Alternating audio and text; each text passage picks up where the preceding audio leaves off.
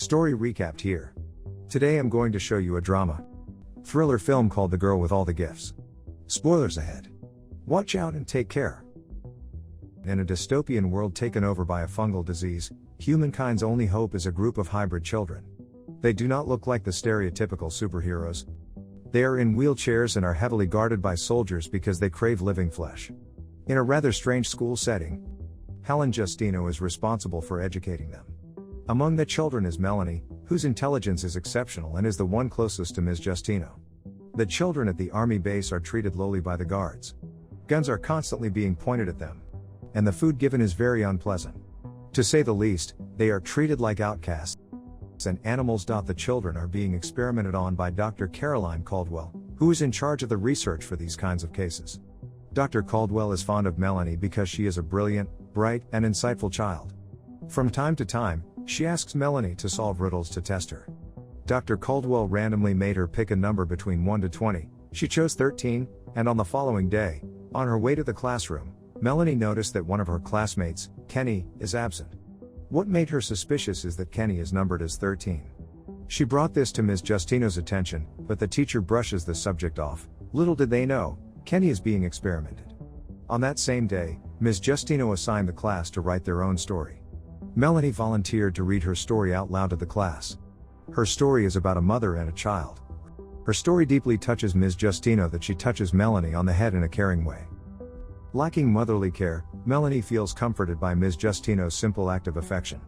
The guards see the teacher caress the student, and they come into the room furiously. Sergeant Eddie Parks, the leader of the soldiers, shouts at Ms. Justino and reminds her that physical touch can trigger these children's craving for human flesh. Sergeant Parks proceeds to show Ms. Justino what will happen if she ever does it again. He comes toward one of the children, spits on his hand, and lets him sniff it. In just a matter of seconds, the boy turns frantic as he reaches out for the sergeant. The boy's action also caused other students to act the same way, almost like they want to attack Sergeant Parks. Ms. Justino is left devastated as the class ended because she feels like it is her fault. After the class, Melanie is escorted to her cell by the guards, and Sergeant Parks walks by. Melanie tells the sergeant that Ms. Justino likes her best, and the teacher would rather touch her than him. Sergeant Parks became angry and left her tied to her wheelchair for the whole night. Ms. Justino walks by Melanie's cell and found her still tied to her wheelchair. Out of kindness, she unties her from the chair. But Melanie starts acting frantic and even tells her teacher that she smells nice. Fighting the urge to attack her, Melanie shouts at Ms. Justino to get out of her cell. She came out safely, but little did she know that Dr. Caldwell found out about her visit. Dr. Caldwell initiated a conversation with Melanie and, once again, made her pick a number. Melanie sensed the pattern and chose 4, which is the number assigned to her. Dr. Caldwell fell silent and walked away. One day, instead of being escorted to her classroom, Melanie is brought outside. The camp is now attacked by the Hungries, or the ones infected by the highly contagious fungal disease. Melanie is brought to Dr. Caldwell's lab for medical procedures, but it goes wrong as the Hungries overrun the camp. One of the nurses is attacked. Dr. Caldwell runs for her life, leaving Melanie alone in the lab. She manages to escape by using a scalpel to set herself free. Outside is complete chaos. To get to Ms. Justino, Melanie attacks 2 soldiers, infecting them. Melanie fell unconscious, and Ms. Justino carried her to board an escaping truck with Sergeant Parks, Dr. Caldwell, and 2 other soldiers, Gallagher and Dillon. Melanie is tied, and they use a restraint mask to prevent her from biting others while traveling. When they stop for water, a group of Hungries proceed to attack, and Dillon is infected, leaving Sergeant Parks no choice but to shoot him. They all reach London by foot, and they pass through a swarm of dormant Hungries by using a gel that conceals their smell. They end up in an abandoned hospital to find shelter for the night. Dr. Caldwell explains that second-generation Hungries, like Melanie, were discovered after newborns killed their infected mothers from the inside by burrowing the womb. The following day, their shelter is surrounded by Hungries, and Melanie volunteers to go outside and look for a way to get them out of the building. As a second-generation Hungry, she is completely ignored by the Hungries. On her walk, Melanie finds a stray cat, eats it. This instantly satisfies her hunger and craving for blood. She then continues to explore abandoned houses. In one of the houses, she found a stray dog and uses it to catch the Hungry's attention, making it safe enough for the group to escape from the building. Melanie is given a walkie-talkie to monitor the area while communicating with the group.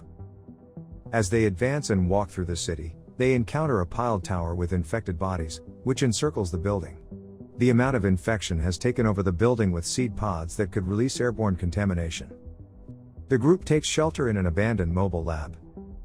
After some time, Melanie feels hungry and is once again set free outside by the group. Gallagher, who is also in search of food, ventures around the city. Melanie comes across a group of uninfected but feral children, and she observes them from a distance. Back in the lab, Dr. Caldwell is in great pain as she fights her inflammatory sepsis, a blood poisoning she got from cuts on her hand. Dr. Caldwell persuades Ms. Justino to sacrifice Melanie to synthesize a vaccine that would end the fungal disease. The group of children has caught Gallagher's scent, and in an attempt to save him from danger, Melanie helps the group track him by searching for him around the city. It's too late since the group of children found him first, and he ends up being eaten by them. The group arrived at the place where Gallagher is killed. They discovered his helpless body, all devoured. The rest of them are also surrounded by the feral children. But Melanie fights their leader and brutally kills him with a bat, shooing the rest of them away. Her bravery makes way for the group to escape and find their way back to the lab. Upon arriving, Dr. Caldwell uses a gas tank to make Melanie, Ms. Justino, and Sergeant Parks unconscious. In this way, she can freely dissect Melanie's body. As she struggles to do the procedure because of her sepsis, Melanie gains consciousness before the process starts. Dr. Caldwell explains to Melanie that she can make a cure out of her and that it is a way to save Ms. Justino, who is very close to Melanie's heart. Dr. Caldwell guilts Melanie into sacrificing her own life. She assures the little girl that it will not hurt, and she is doing Ms. Justino a great favor. Melanie refused. She managed to escape, and Dr. Caldwell followed her, but she ended up being eaten by a group of feral children. Melanie sets fire to the seed pods surrounding the tall tower. Because of the heat, spores and seeds are released into the air. These spores could cause humans to turn into hungries.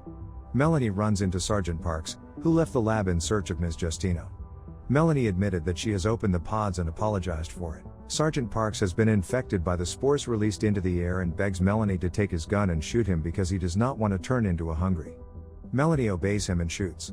Back in the lab, secured by the airtight windows, Ms. Justino watched as the spores fall. She watches Melanie from the sealed door, and they look at each other longingly. Ms. Justino settles and is confined in the mobile lab as the outside environment is highly lethal except for the second-generation hungries. She continues to educate Melanie and the rest of the feral children with a sealed door dividing her from the rest of them. Melanie then continues to lead the group of feral children, even teaching them to speak.